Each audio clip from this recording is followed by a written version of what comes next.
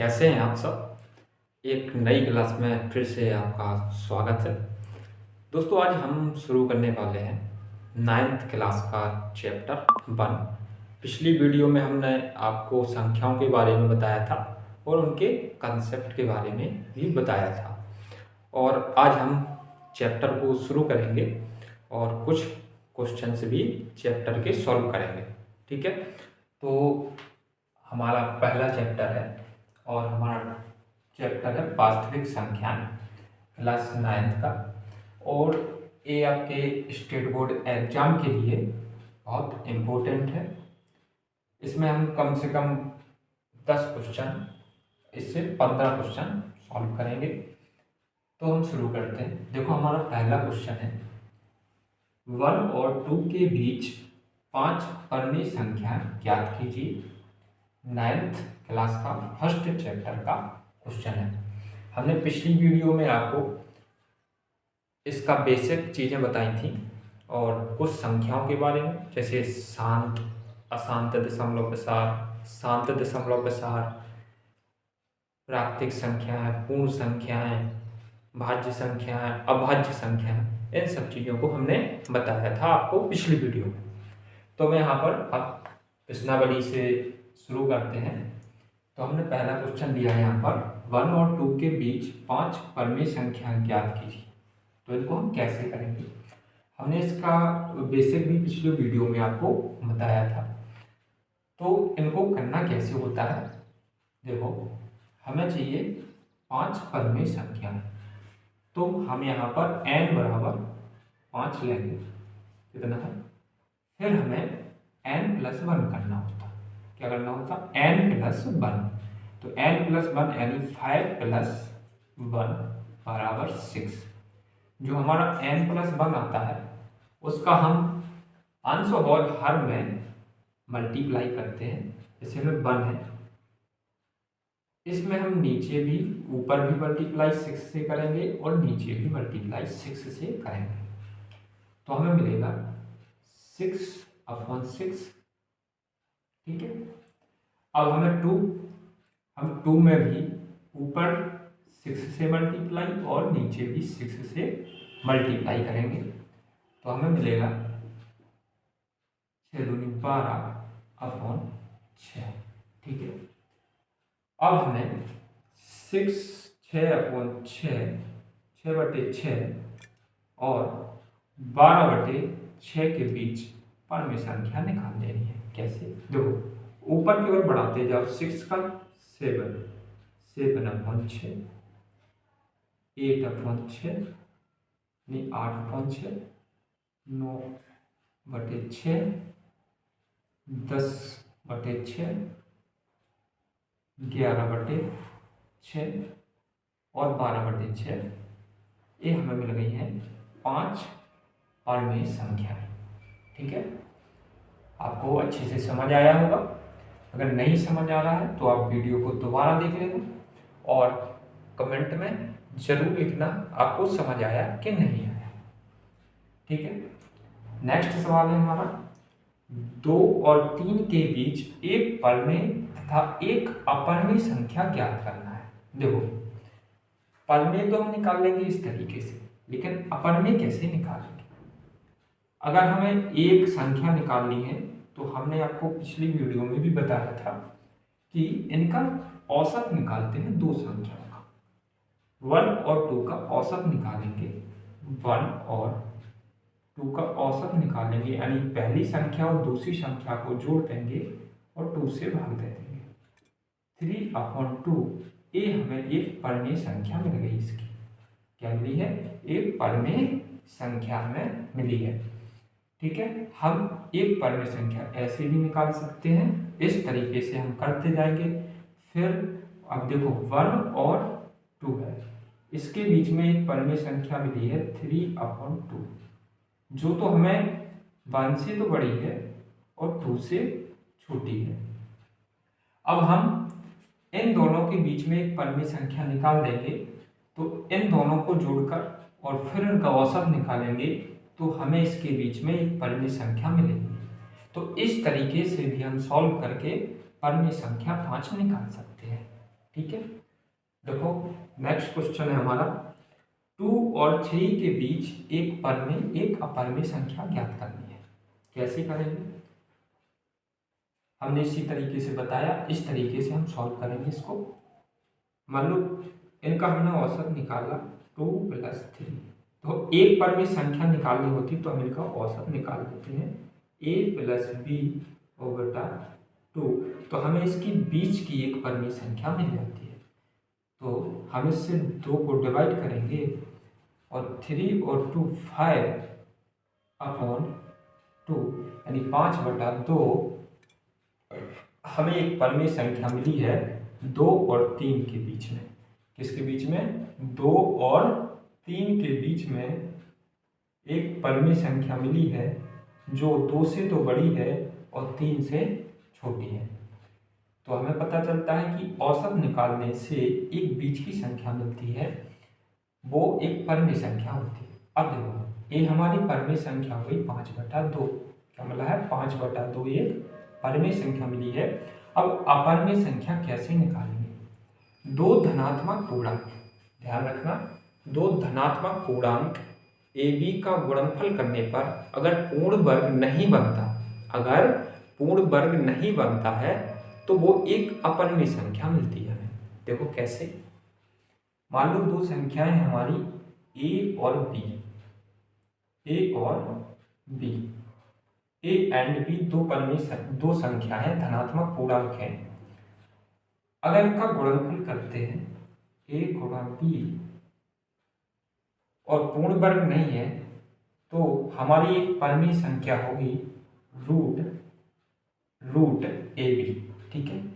जैसे हमें 2 और 3 के बीच एक अपरिमेय संख्या चाहिए तो हम a की जगह 2 को पुट करेंगे, यानी a की जगह 2 रखेंगे और b की जगह 3 रखेंगे, तो हमारी एक परिमेय संख्या √6 मिल जाएगी, √6 मिल जाएगी। तो 2 और 3 के बीच एक परिमेय संख्या है √6 और अपरिमेय संख्या है √6 और 2 और 3 के बीच एक परिमेय संख्या है 5/2। ठीक है। आई होप आपको अच्छे से समझ आया होगा। चलो नेक्स्ट क्वेश्चन लेते हैं।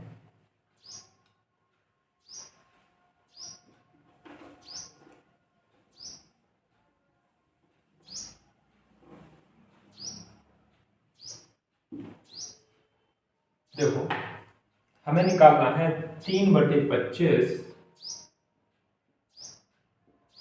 और 4/25 के बीच 5 परिमेय संख्या, 5 नहीं, क्वेश्चन में है 3 परिमेय संख्या निकालनी है, 3 परिमेय संख्या में निकालनी है।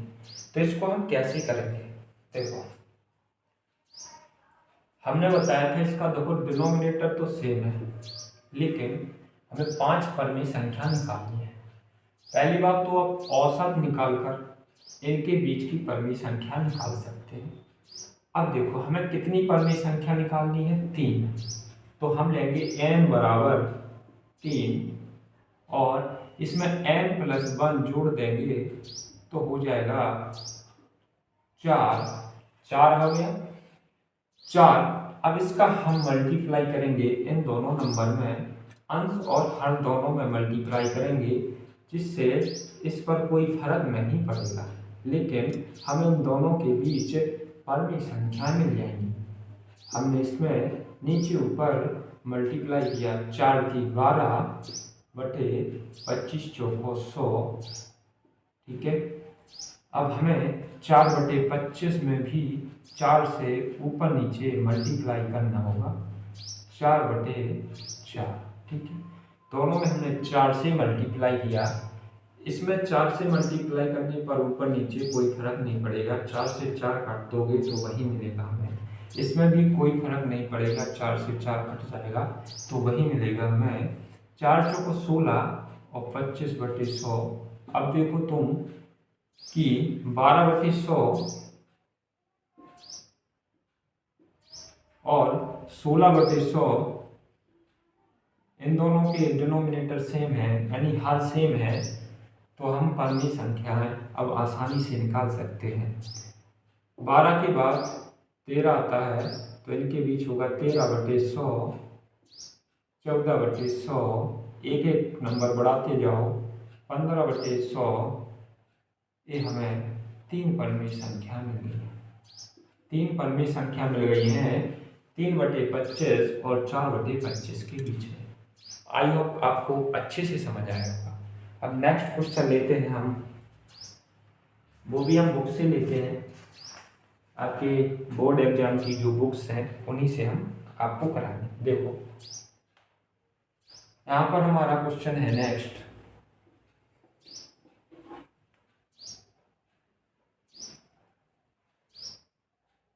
3/7 और 4/7 इनके बीच में हमें निकालनी है 6 परमेय संख्याएं।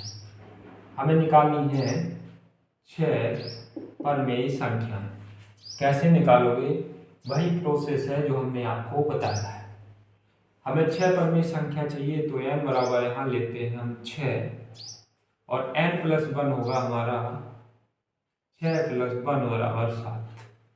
n+1 कर देना है।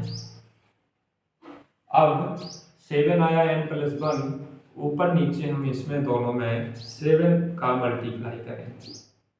ऊपर भी हम 7 से मल्टीप्लाई करेंगे और नीचे भी हम 7 से मल्टीप्लाई करेंगे तो हमें मिलेगा 21/49। ठीक है। अब हमें 4/7 यानी 4/7 में भी हमें 7 से मल्टीप्लाई करना होगा ऊपर नीचे, तो मिलेगा 28/49। तो देखो अब परमेय संख्या 6 मिलेगी हमें, कौन कौन सी हमें निकालना है? 21/49 यानी 21/49 और 28/49 के बीच हमें मिल जाएगी कितनी? 6 परमेय संख्या। तो 21 के बाद 22, 22/49, 23/49, 24/49, 25/49, 26/49 और 27/49। ऐसे ही आपको अपने एग्जाम में भी सॉल्व करना है क्वेश्चन को। ठीक है। ये हमारे 3/7 और 4/7 के बीच की परमेय संख्या है। ठीक है। नेक्स्ट क्वेश्चन लेते हैं हम,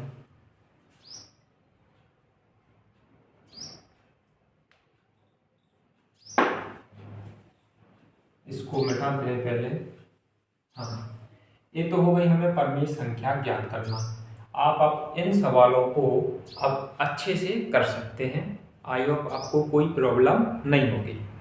तो देखो नेक्स्ट सवाल है हमारा जो आपके चैप्टर में है, दिए गए हैं।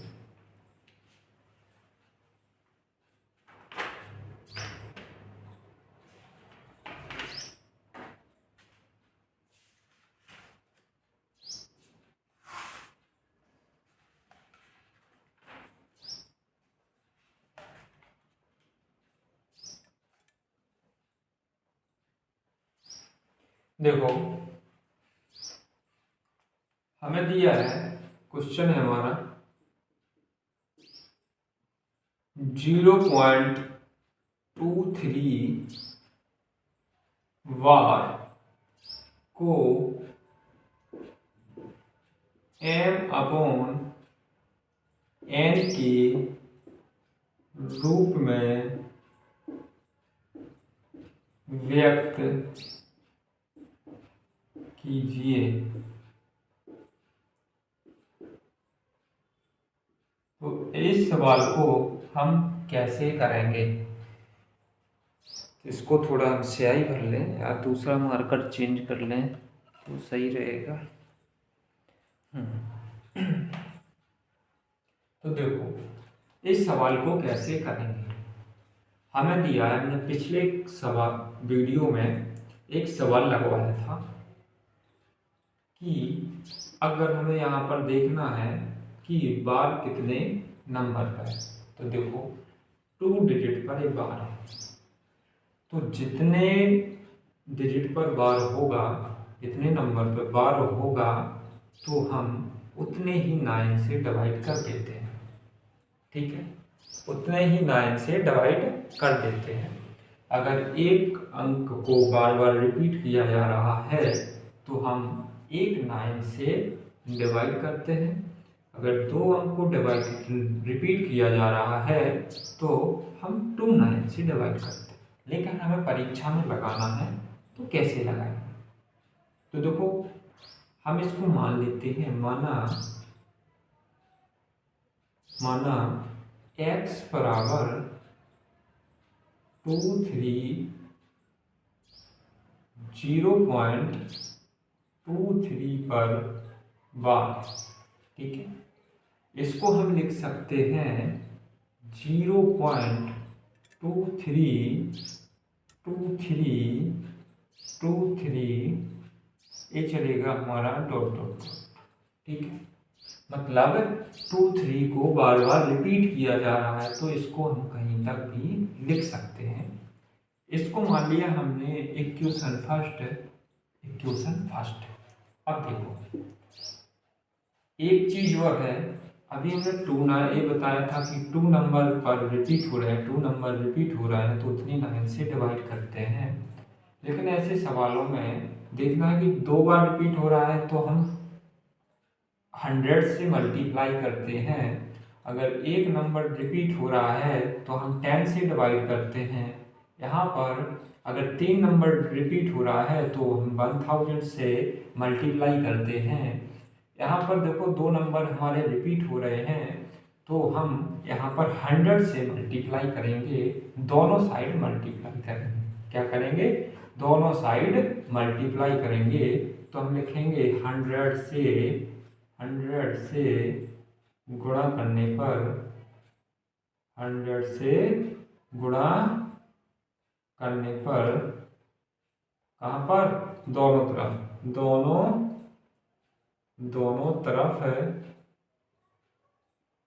दोनों तरफ है, यानी दोनों साइड हम 100 से मल्टीप्लाई करेंगे।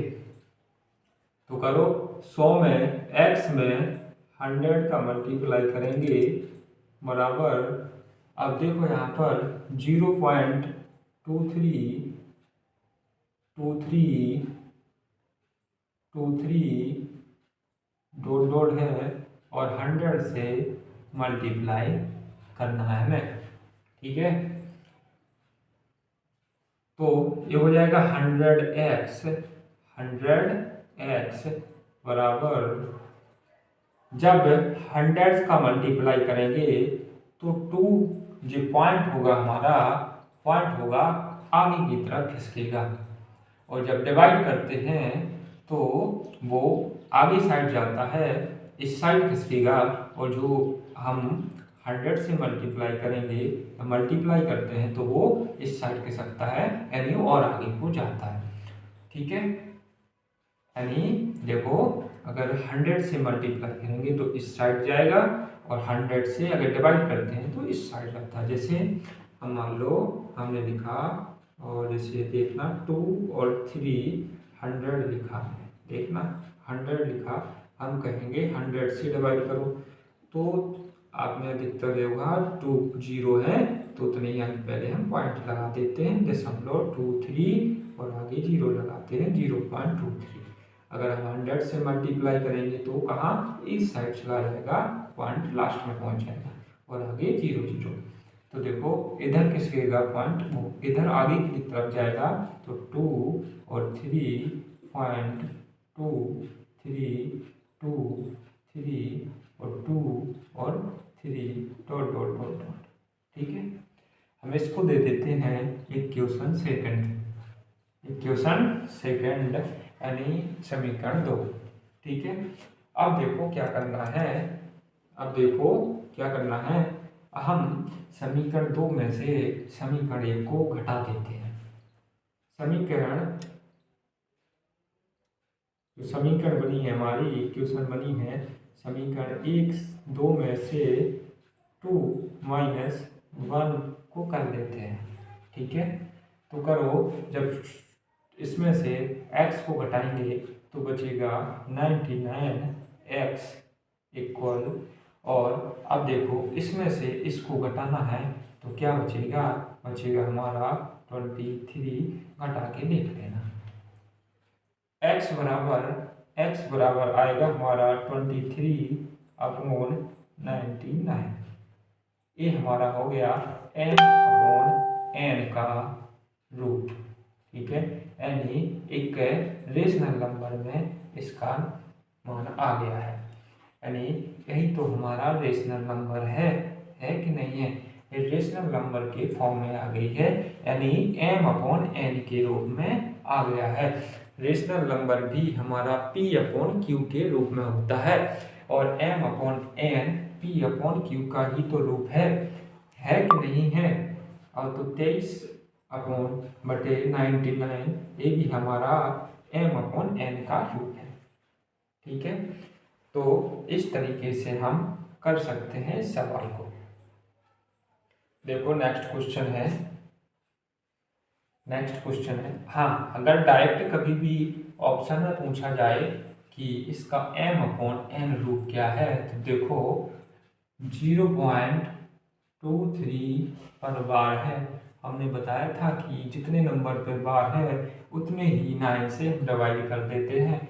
2 नंबर पर बार है तो हम पॉइंट सब हटा देंगे, 23 को 99 से डिवाइड कर देते। ठीक है, अगर मान लो 0.3 का बार होता तो इसको कैसे करते, तो 3 और बटे 1 नंबर बार है तो 3/9 यानी 1/3 इसका हमारा आंसर होता। ठीक है, तो इस बात को भी ध्यान रखना, अगर किसी नंबर पर बार आ रहा है तो हम उतने ही 9 से डिवाइड कर देते हैं, तो हमारा ये आंसर हो जाएगा इस क्वेश्चन का। अब देखो नेक्स्ट क्वेश्चन है,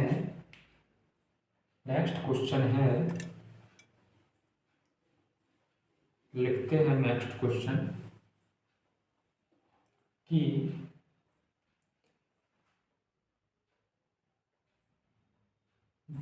18 पॉइंट नहीं,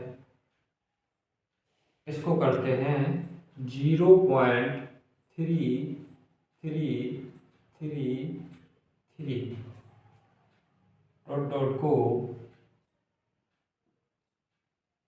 m/n के रूप में व्यक्त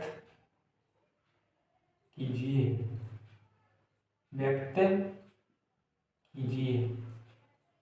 तो इसको कैसे करेंगे, अभी हमने पिछला जो क्वेश्चन बताया है बिल्कुल सेम टू सेम उसी तरीके से होना है। देखो अब यहाँ पर हमें सिर्फ 0.333 डॉट ये दे दिया है, तो इसको करना कैसे है।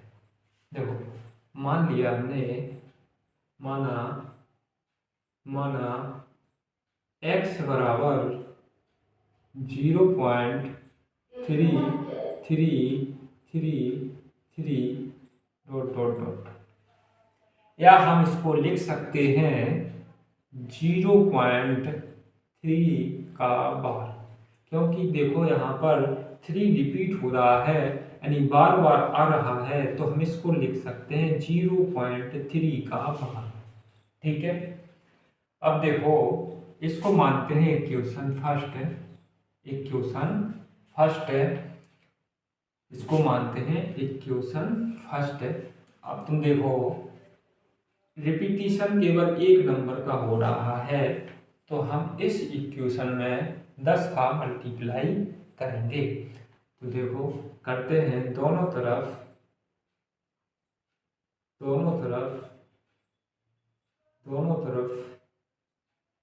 10 का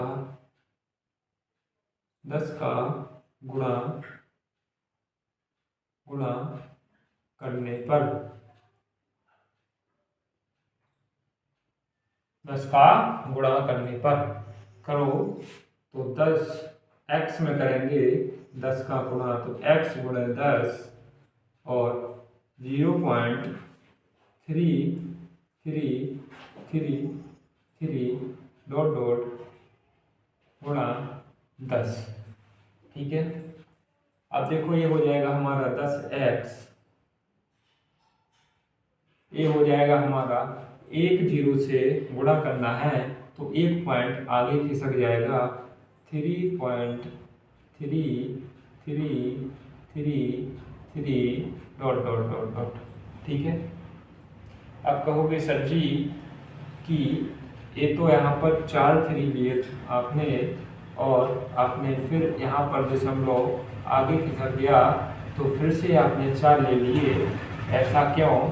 ऐसा इसलिए कि 3 बार बार आ रहा है, इसलिए हमने कई बार लिख सकते हैं यहाँ पर 3 को। ठीक है, इसमें कोई फर्क नहीं पड़ेगा। देखो, तो अब हम क्या करेंगे, माइनस करेंगे। पहले इसको ले लो सेकेंड इक्वेशन, और सेकेंड इक्वेशन में से माइनस करेंगे फर्स्ट को। ठीक है, माइनस करेंगे तो हम माइनस करके देखो 10x में से एक x गया, बचा 9x और 0.3333 डॉट डॉट माइनस 0.3333। तो देखो 9x बराबर ये तो 3 0 हो जाएगा, ये सब 0 हो गए, वो पॉइंट अगर इधर बचा है ओनली 3, तो x बराबर आएगा 3/9 यानी 1/3। ये हमारा आंसर हो जाएगा, यही हमारा m/n का रूप है। ठीक है, आई होप आपको अच्छे से समझ आया होगा। चलो नेक्स्ट क्वेश्चन लेते हैं हम, इसको मिटा दें पहले।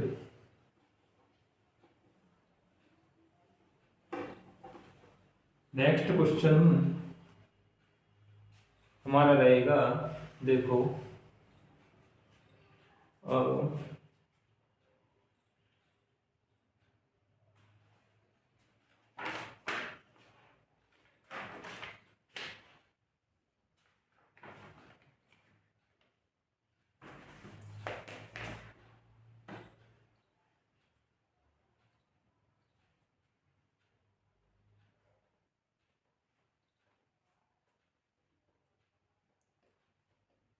क्वेश्चन है, पेन भी गड़बड़ हो रहा है।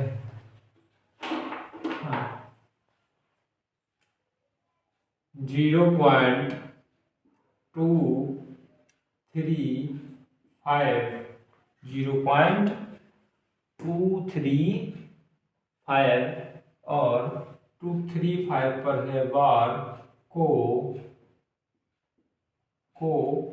P/Q के रूप में व्यक्त कीजिए।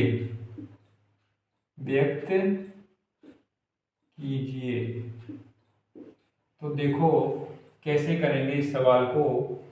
हमने देखा था पहले तो यहाँ पर कोई नंबर अलग से नहीं था, पूरे पे बार था, तो हमने सीधा सीधा कर लिया था। लेकिन लगना वैसे ही है, कोई इसमें आप लोग समझोगे कि कोई अलग से लगना है, अलग मेथड लगना है, तो नहीं, लगना सेम मेथड है। देखो कैसे, माना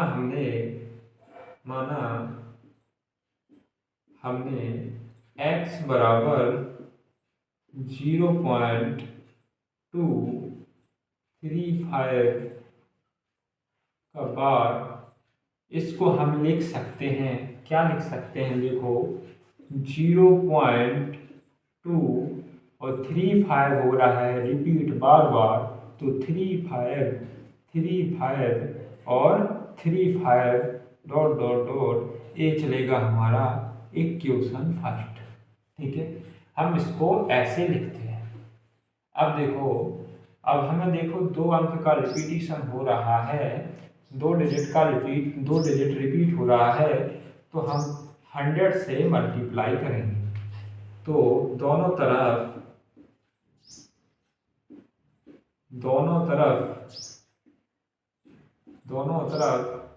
100 से यानी 100 से गुणा करने पर 100 से करेंगे गुणा तो हो जाएगा 100x बराबर 0.235 और 35 डॉट इनटू 100 गुणा 100। तो 100x बराबर, अब देखो 100 से गुणा करेंगे तो 2 अंक इधर आ जाएगा तो 223.535 और 35 डॉट। ठीक है, इसको मानेंगे इक्वेशन सेकंड। अब सेकंड में से फर्स्ट को माइनस कर देंगे, माइनस करेंगे तो 100 में से एक x चला गया, बचा 99x बराबर, अब देखो 23.535, ठीक है, और 35 और माइनस करना है हमें 0.235 और 35 डॉट। अब देखो चाहे तुम नीचे ऊपर लिख के घटा लो, हम ऐसे ही घटाते हैं। 5 में से 5 चला गया 0, 3 में से 3 चला गया 0, 5 में से 5 चला गया 0, 3 में से 3 चला गया 0, 5 में से 5 चला गया 0, 3 में से 3 चला गया 0 और 2 और 3, 5 में से 2 चला गया 3 बचा, 5 में से 2 चला गया 3 बचा, यानी 3 बचा है। अब 3 और 0 तो यहाँ पर पॉइंट आ जाएगा, अभी पॉइंट आएगा 30 सो 3 आएगा और 2 का 2 यानी 23.3 यानी 23.3 आएगा। 99x बराबर 23.3, ठीक है। और पॉइंट के बाद 0 अगर लगा हो तो उसका कोई मतलब नहीं होता है। तो x बराबर हमारा आएगा 203.3/99। अब देखो कितना आया हमारा, x बराबर आएगा 23.3/99। तो x बराबर होगा हमारा